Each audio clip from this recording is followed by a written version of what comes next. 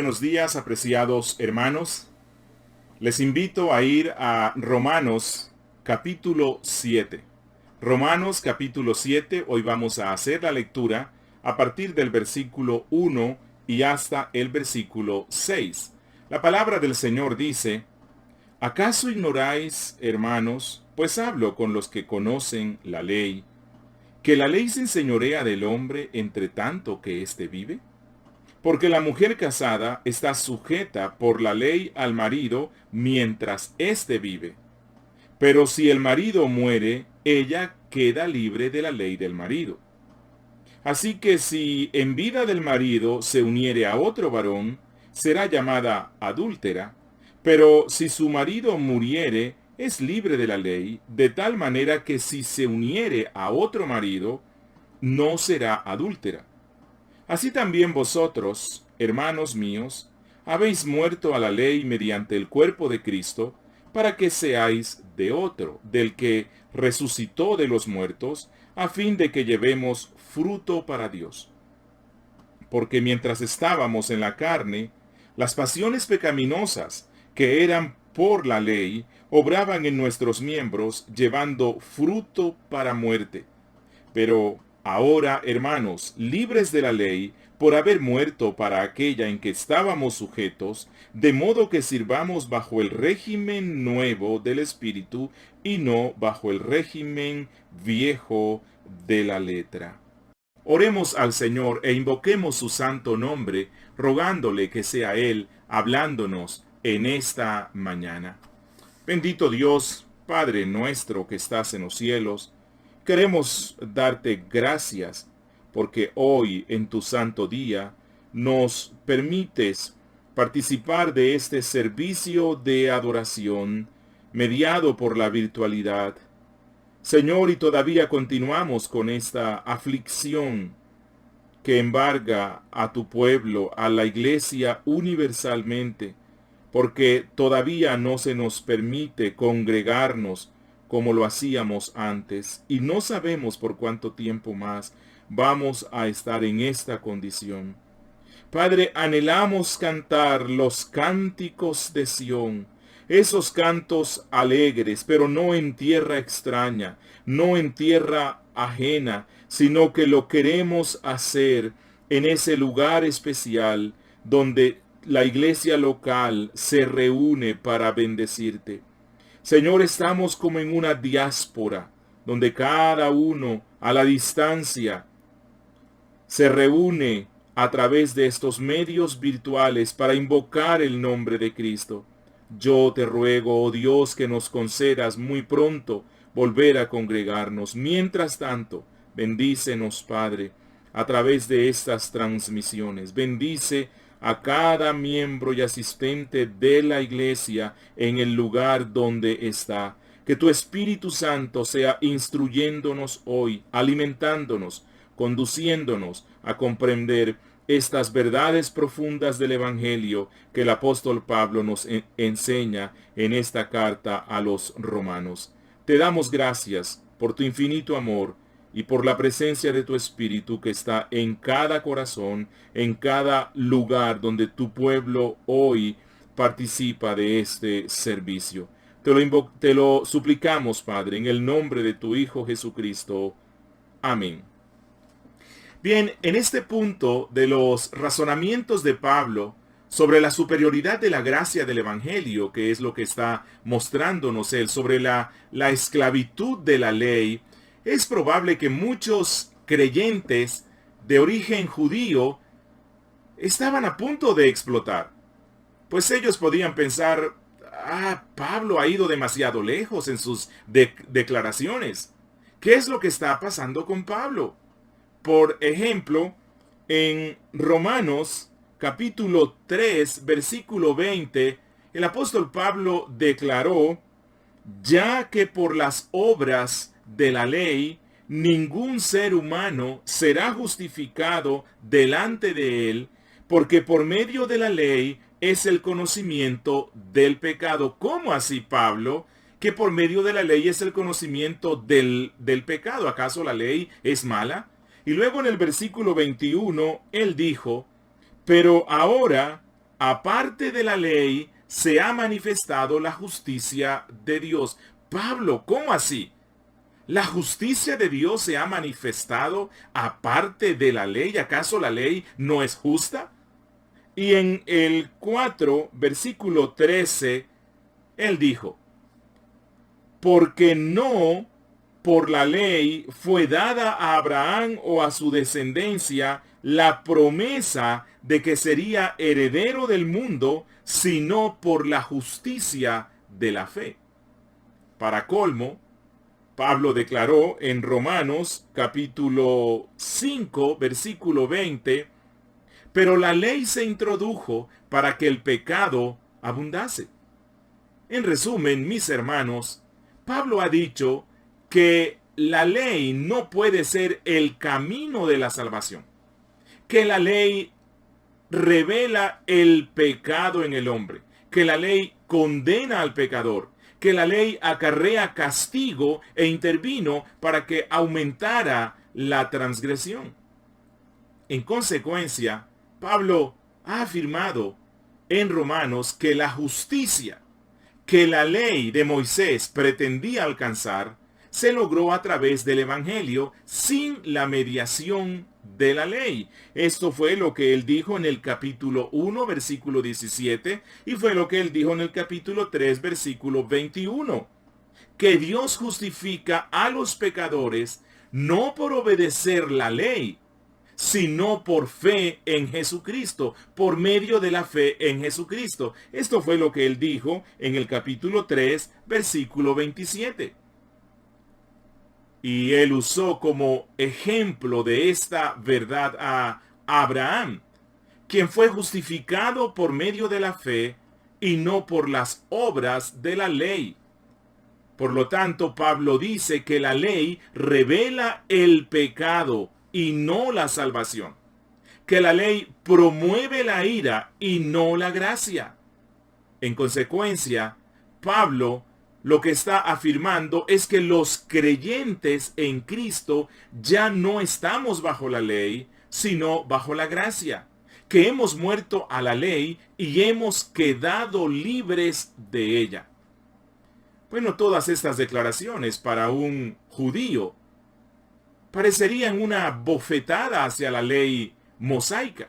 Parecerían un desprecio hacia los mandatos que el pueblo de Israel atesoraba como parte de su identidad, de su exclusividad como pueblo de Dios.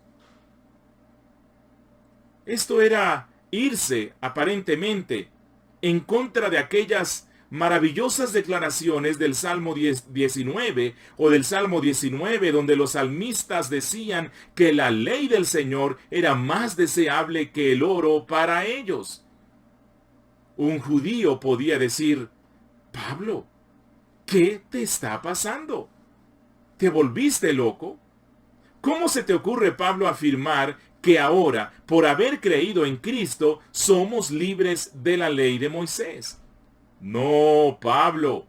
Ahora podemos andar con los dos, con la ley y con la gracia, con Moisés y con Jesús. Somos como una esposa con dos maridos.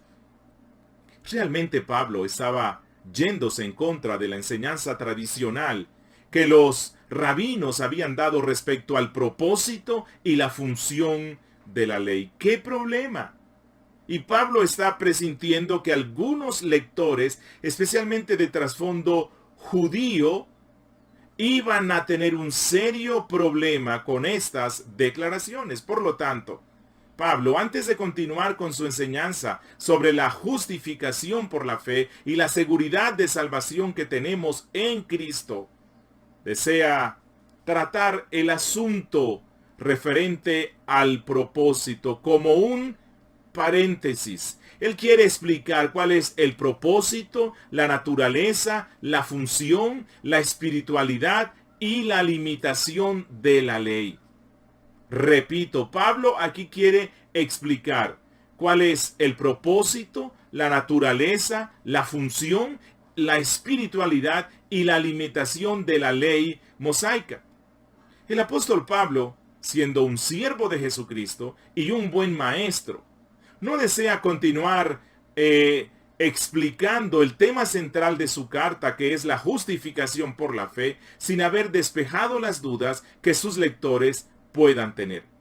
Aunque esto no significa que él cambiará de opinión, sino que explicará mejor el tema para luego decir algo que causaría gran conmoción entre los judíos. Luego, en el versículo 5, él va a decir: porque mientras estábamos en la carne, las pasiones pecaminosas que eran por la ley. Y esto va a complicar aún más la situación. ¿Cómo así, Pablo? Las pasiones pecaminosas que eran por la ley. Pablo, ¿acaso significa esto que la ley es pecado? Y luego Pablo va a responder a partir del versículo 7 que no, de ninguna manera. Pero antes de entrar a estudiar este pasaje que nos corresponde hoy desde el verso 1 hasta el verso 6, me agradaría que hiciéramos una panorámica de todo el capítulo, porque Pablo en este capítulo se centrará en el mismo tema. En los versos 1 al 6, que son los que vamos a estudiar hoy, Pablo describe nuestra relación con la ley como creyentes. Que todos los seres humanos están a merced de las promulgaciones del Sinaí. Que todos están casados con ellas, excepto un grupo, los cristianos. Que nosotros hemos muerto a la ley para poder casarnos con otro Señor, Jesucristo. Segundo, en los versos 7 al 12, Pablo presenta una reivindicación de la ley, pues el problema no está en las tablas de piedra. No, el problema no está allí. El problema está en la empedernida depravación humana, de la naturaleza humana. Es decir, mi hermano, que la ley, Pablo va a explicar esto, la ley es buena, la ley es santa, porque viene de Dios. Pero siendo que ella tiene que operar desde nuestra responsabilidad y capacidad humana, entonces la ley se torna débil. No porque ella sea débil, sino por nuestra debilidad humana. Y ella necesita de nuestra responsabilidad. Tercero, en los versos 13 al 25, Pablo explica, poniéndose él mismo como ejemplo, la espiritualidad, la naturaleza, el propósito, la función y la limitación de la ley, como ya lo hemos visto. Por lo tanto, mi hermano, la pregunta que Pablo responderá en estos pasajes es la siguiente: ¿cuál es el lugar de la ley en el discipulado cristiano ahora que Cristo vino e inauguró una nueva era? ¿En qué sentido los cristianos no estamos bajo la ley y hemos muerto a ella? Bueno, para el lector judío de Romanos, era difícil comprender que Pablo estaba afirmando que la ley no es el camino de la justificación ante Dios, sino el evangelio de Jesucristo. Pero que en ninguna manera él, y esto es importante, que en ninguna manera el apóstol Pablo estaba diciendo que nosotros los cristianos nada tenemos que ver con la ley, pues en Gálatas y en sus otras cartas, Pablo afirmará que nuestra norma de vida en esta tierra es la ley. Él afirmará que la ley moral sigue siendo una revelación de la voluntad de Dios para nosotros. Y este es lo que los reformadores llamaron el tercer uso de la ley. Ella nos muestra la voluntad de Dios para con nuestras vidas. Por lo tanto, luego de esta introducción, vamos a empezar a revisar nuestros 6 versículos. Y hoy vamos a estar viendo, libres de la ley, la metáfora del matrimonio.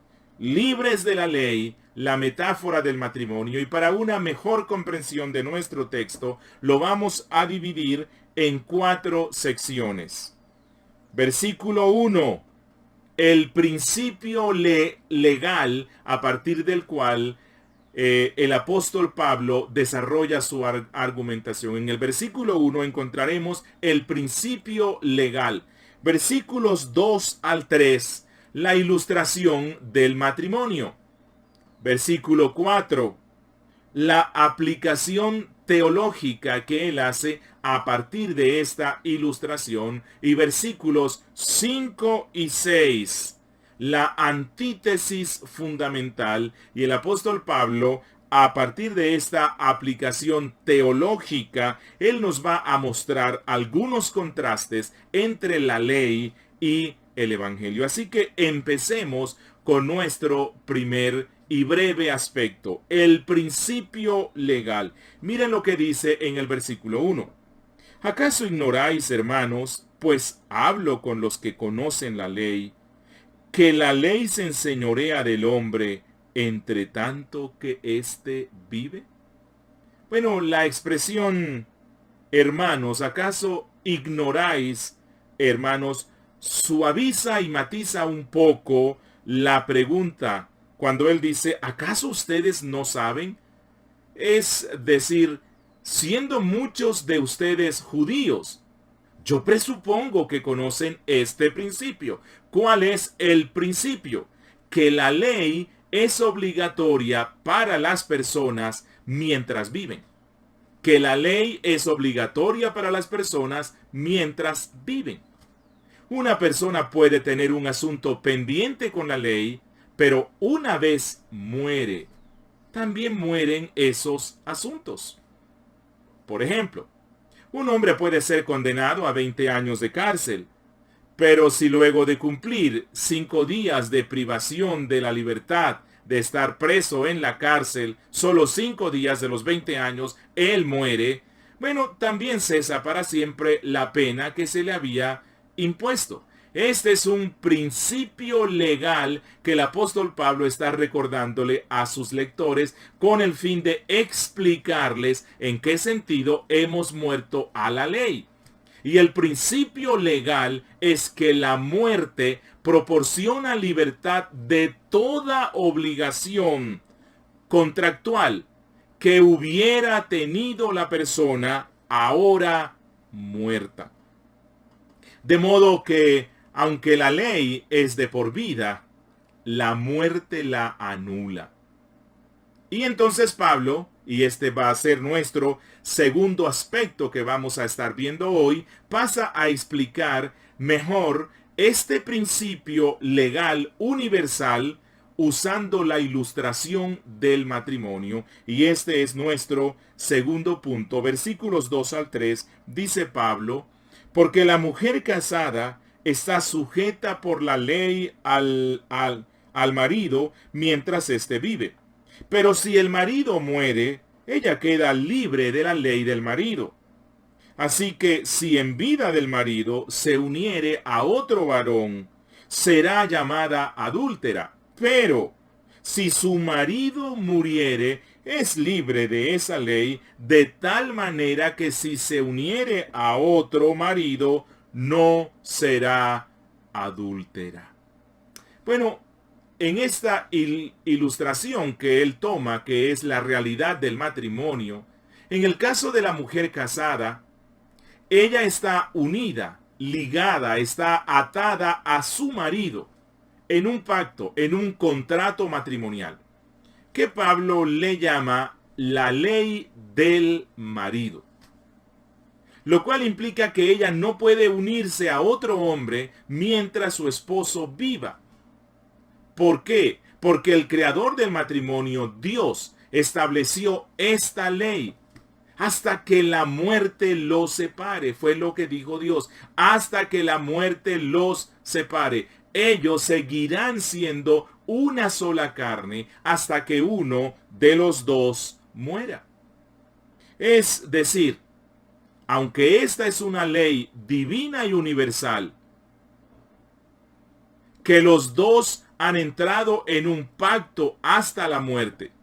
Las obligaciones del pacto matrimonial entonces cesan para la persona cuando muere, obviamente.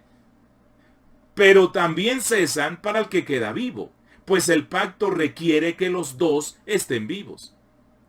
En el ejemplo que usa Pablo, el de la mujer, si ella se uniere a otro hombre, estando vivo su marido, entonces Pablo dice, será llamada adúltera.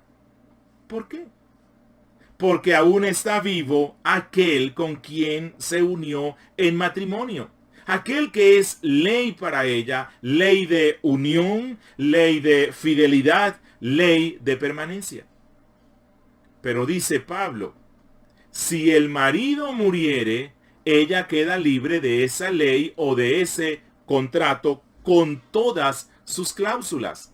Es decir, si él muere, muere el contrato. Si él muere, muere la ley a la cual ella estaba sujeta y ahora es libre para casarse con otro hombre. Preguntemos, bueno, ¿qué es lo que hace la diferencia, Pablo? ¿Por qué si ella se casare con otro en vida de su marido, será considerada adúltera, pero si se casare luego de la muerte del marido, no hay pecado? La respuesta se fundamenta en la muerte del marido. El segundo matrimonio es legítimo, porque la muerte puso fin definitivo al primer matrimonio. De manera que el gran principio es este. Solo la muerte puede asegurar la liberación de la ley del matrimonio. Y solo la muerte puede conceder el derecho a volver a casarse. A partir de este principio, entonces, Pablo pasa ahora a explicarnos la relación del creyente con la ley y con el evangelio. Y este será nuestro tercer punto. Una aplicación teológica, la aplicación teológica que Pablo hace de esta ilustración tomada del principio legal que él dio al principio. Y vamos a leer el versículo 4. Así también vosotros, hermanos míos, habéis muerto a la ley mediante el cuerpo de Cristo, para que seáis de otro, del que resucitó de los muertos, a fin de que llevemos fruto para Dios. Amado hermano, el apóstol ahora pasa de las leyes humanas a la ley de Dios. Y esta ley, igual que la del matrimonio, reclama el señorío sobre el ser humano hasta que muera. Es decir, todos los seres humanos, desde que nacen, están, por así decirlo, casados con la ley de Dios, sometidos a su señorío. Y así como la muerte da por finalizado el contrato matrimonial, permitiéndose en ese caso el nuevo matrimonio, de igual manera, siendo que los creyentes han muerto a la ley a través del cuerpo crucificado y sepultado de Jesucristo, entonces ya somos libres de ese matrimonio anterior. Ya somos libres de esa ley que nos subyugaba y ahora, siendo que hemos resucitado libres de la esclavitud de la ley, nos hemos casado con un nuevo Señor Jesucristo. En el capítulo 6, el apóstol Pablo ya nos mostró en qué sentido el creyente ha muerto al pecado a través de la muerte de Cristo, por cierto, representada esta verdad a través del sacramento del bautismo. Y Pablo nos decía, hemos muerto al pecado en el sentido de que hemos muerto a la condenación del pecado, mas no significa que ya no pecamos absolutamente. De igual manera, la muerte a la ley, y escuchen con atención mis hermanos, la muerte a la ley no trata de que ya no tengamos nada que ver absolutamente con la ley, sino que hemos muerto a la condenación de la ley. En realidad, la muerte al pecado del capítulo 6 y la muerte a la ley en el capítulo 7 son la misma cosa. Se refiere a lo mismo, solo que Pablo quiere explicar aún más este aspecto de su discurso. Ya somos libres de la condenación, es lo que dice Pablo. Somos libres de la condena de la ley por nuestro pecado. En realidad, esto es la justificación por la fe. Si comparamos el capítulo 6 con el 7, encontraremos muchas similitudes entre la muerte al pecado y la muerte a la ley. Por ejemplo, así como morimos al pecado en el 6.2, morimos también a la ley en el 7.4. Así como morimos al pecado por unión con la muerte de Cristo en el 6.3, nosotros también morimos a la ley mediante el cuerpo de Cristo, como está aquí en el 7.4. Así como hemos sido justificados y librados del pecado en el 6, versículos 7 y 8, también hemos sido librados de la ley, como está en el 7.6. Que así como hemos compartido la resurrección de Cristo en el 6, 4 y 5, igualmente pertenecemos a aquel que fue levantado de entre los muertos, como Pablo dice en el 7.4. Que así como ahora vivimos una vida nueva, en el 6.4, ahora servimos en novedad del Espíritu, como está en el 7.6. Mi hermano, entonces, ¿qué es lo que está afirmando Pablo? Que ahora hemos sido libres del anterior esposo de la ley. No porque la ley haya muerto, sino porque nosotros, la esposa, hemos muerto. Y como hemos muerto, nos hemos desposado con aquel que resucitó de los muertos. Y aquí Pablo obviamente se aleja un poco de la ilustración del matrimonio, pues en este caso fue necesario que Jesús, el nuevo esposo, hubiese muerto para que nosotros, los que estábamos casados con la ley, pudiésemos morir con él. Ahora, Jesús resucitó de entre los muertos, para que nosotros, dice Pablo, pudiéramos resucitar a un nuevo hombre, a una nueva vida. Por lo tanto, hermanos, ahora podemos unirnos sin ninguna violación de la ley a nuestro nuevo Señor Jesús. Bendita noticia para el cristiano.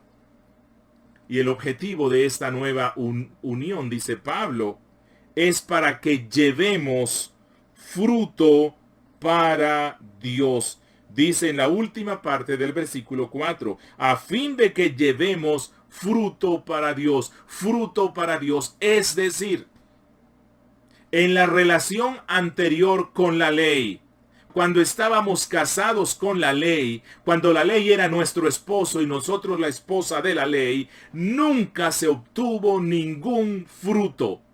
¿O sí? Se obtuvo uno, la muerte.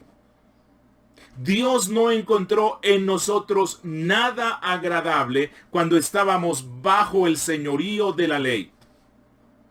Todo lo que la ley obtenía de nosotros era desobediencia. Y todo lo que obteníamos de la ley, mi hermano, era la justa condenación. Pero ahora, dice Pablo, estando en el Evangelio de Cristo, bajo la justificación por la sola fe, con nuestro nuevo amo y Señor en esta unión indisoluble, recibimos la vitalidad de Jesucristo por su Espíritu Santo que nos ha sido dado, y bajo la savia incesante de la gracia de Dios que nos fecunda espiritualmente. Entonces podemos producir los frutos abundantes espirituales que Dios estipuló obtener de la obra de redención, de la justificación por la fe. Bendito sea nuestro Dios. En este sentido, amado hermano, la gracia es superior a la ley. El evangelio es superior al sistema religioso mosaico. Mi hermano, esta es la buena nueva del evangelio, que solo los libertos de la ley pueden producir los frutos que la ley misma requiere. Que solo los que han muerto a la condenación de la ley ahora tienen la libertad para alcanzar lo que ella nunca pudo alcanzar, porque al ser unidos a Cristo, estamos unidos a su vida santa, a su redención, a su obra intercesora. Y de Cristo fluye el poder que irradia nuestras venas espirituales para que venzamos los virus del mal y crezcamos saludablemente, produciendo los frutos de justicia y santidad que el Padre desea obtener de nosotros para su gloria y para nuestro bien eterno. Alabado sea nuestro Señor. Y esto nos lleva a nuestro último punto, la antítesis fundamental. La antítesis fundamental, y esto está en los versos 5 al 6. Dice Pablo: porque mientras estábamos en la carne, las pasiones pecaminosas que eran por la ley obraban en nuestros miembros, llevando fruto para muerte. Pero ahora estamos libres de la ley por haber muerto para aquella en que estábamos sujetos, de modo que sirvamos bajo el régimen nuevo del Espíritu y no bajo el régimen viejo de la letra. Mi amado hermano, en estos dos versículos, el apóstol Pablo concluye con un contraste, presentando una antítesis o un contraste entre las dos eras, la era antigua de la ley y la era nueva del Espíritu. Entre los dos pactos o las dos dispensaciones, el antiguo pacto o la antigua dispensación y el nuevo pacto o la nueva dispensación. Hermanos, en nuestra vieja vida, en la carne, sin Cristo, sin salvación, vivíamos dominados por ese terrible cuarteto que nos menciona Pablo en el verso 5. La carne, la ley que condenaba, el pecado y la muerte. Esos eran nuestros amos. La carne, la ley para condenarnos, el pecado y la muerte. Pero Pablo nos deja ver que en nuestra nueva vida, habiendo sido liberados de la ley, ahora somos esclavos de Dios por el poder del Espíritu Santo. Esta antítesis o estos contrastes que Pablo presenta aquí son muy llamativos. Miren, prestemos atención. Pablo dice que anteriormente estábamos en la carne, pero ahora estamos en el Espíritu. Que anteriormente la ley nos provocaba al pecado, pero ahora estamos libres de ella. Ya no tenemos provocación hacia el pecado. Luego Pablo va a explicar esto y él va a decir que la ley es buena, que la ley es justa, que la ley es santa. Pero cuando Dios dio el mandamiento, no harás esto, entonces nuestra carne malvada se despertó y más bien fue incitada a hacerlo, no por una imperfección en la ley, sino por una imperfección en nosotros, porque la ley nos dice lo que debemos hacer, pero no nos da el poder para hacerlo. El apóstol Pablo nos dice que anteriormente dábamos fruto para muerte. Eso era lo único que producíamos, pero que ahora, estando justificados por Dios en el Evangelio, llevamos frutos abundantes para su gloria. Mi hermano, qué cambio tan maravilloso. Esto ha cambiado todas las cosas. Y esto que cambió todas las cosas radicalmente son dos hechos radicales: la muerte y la resurrección. Hemos muerto a la ley a través de la muerte de Cristo y hemos resucitado en Cristo para ser de Cristo. A modo de conclusión, quisiera que nos preguntáramos, ¿entonces el cristiano aún debe obedecer la ley? Bueno, la respuesta es sí y no. Sí, porque la libertad cristiana no es para pecar, sino para servir y vivir en santidad, y la ley es la que nos dice lo que es santo y lo que no lo es. Aún seguimos siendo esclavos de Dios y de la justicia.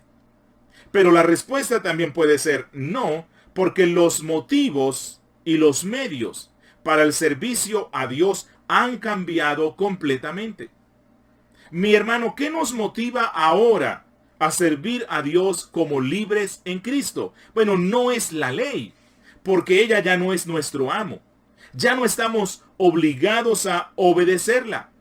Servimos porque Cristo es nuestro esposo y lo amamos tanto, tanto, tanto que deseamos obedecer los preceptos divinos. Y obedecemos no porque la obediencia nos conduzca a la salvación, sino porque la salvación nos lleva a obedecer. Hermano, deseo finalizar con dos aplicaciones. Amado hermano, te pregunto, ¿estás luchando contra algunos pecados que te asedian con mucha frecuencia? ¿Hay un pecado que te ha sido difícil de dejar? El apóstol nos está dando la clave para vencer todo pecado. Y esta es la clave: recordarnos todos los días y predicarnos todos los días que hemos muerto a la ley y ahora vivimos para nuestro nuevo esposo, para nuestro nuevo amo, el Señor Jesucristo. Hermano, la ley ya no te condenará por tus pecados, porque tú moriste, tú eres libre de su condena. Hermano, vive en esta libertad que nos da el saber que ya no tenemos deudas con la ley divina, que nuestros pecados han sido perdonados de una vez por todas. Interioricemos esta realidad. Libres somos de toda condenación, libres somos de toda condenación. Jesús dio su vida para que nosotros pudiéramos morir con Él y también para resucitar con Él a un nuevo hombre, a una nueva vida, a una nueva realidad. Somos de Él y Él es nuestro amado. Le pertenecemos a Él y Él nos ha dado su Espíritu Santo para que reflejemos el carácter de nuestro Señor. Amado hermano, que esta nueva realidad nos lleve a amar a nuestro Señor, a andar como Él anduvo, a vivir en la santidad que Él reflejó en esta tierra, a ser la esposa digna del Salvador. Y amigo, quiero decirte algo. Amigo, tú que nos escuchas y que nos estás viendo hoy por el internet, tú aún, amigo, estás vivo para la condena de la ley. Aún tienes deudas pendientes con la ley. La ley de Dios te persigue y un día te alcanzará. Y cuando esto suceda, amigo, tendrás que rendir cuentas delante del juez de toda la tierra. Entonces Él te dirá: apartaos de mí, hacedor de maldad, al fuego eterno. Amigo, pero esto no tiene por qué ser así. Tú puedes morir hoy a la condenación de la ley. Amigo, si vienes a Jesús en un acto de fe, en un acto de contrición, en un acto de arrepentimiento y reconoces que Jesucristo es el Hijo de Dios, el Salvador del mundo, y le entregas tu vida, entonces morirás a la ley y vivirás para el Evangelio, vivirás para la gracia y serás una nueva persona que ama la verdad y la santidad. Oremos.